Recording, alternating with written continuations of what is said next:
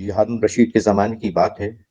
ایک بھوکا غریب آدمی بازار میں گھوم رہا تھا۔ اس کے پاس ایک سوکھی روٹی تھی۔ چلتے چلتے تھوڑی دیر بعد اسے ایک نان بائی کی دکان نظر آئی۔ اس نے وہاں روٹی رکھ دی۔ روٹی گرم ہو گئی۔ تھوڑی دیر بعد جب وہ جانے لگا، نان بائی نے کہا، بھائی کہاں جا رہے ہو؟ اس نے کہا، میں جا رہا ہوں۔ نان بائی نے کہا، نہیں، ہمیں اس کی قیمت ادا کرنی پڑے گی۔ اس دوران وہاں ایک بڑا ہجوم جمع ہو گیا اور جناب بہلول دانا بھی وہاں پہنچ گئے۔ بہلول دانا نے پوچھا، کیا بات ہے؟ غریب آدمی نے کہا، میں نے روٹی گرم کی ہے اور نان بائی قیمت مانگ رہا ہے۔ بہلول دانا نے کہا، ٹھیک ہے، میں اس کی قیمت ادا کرنے کو تیار ہوں۔ بہلول دانا نے اپنی جیب سے چند سکے نکال کر زمین پر گرا دیے۔ اس کے گرتے ہی سکوں کی چھن چھن کی آواز آئی۔ نان بائی ان سکوں کو لینے کے لیے دوڑا۔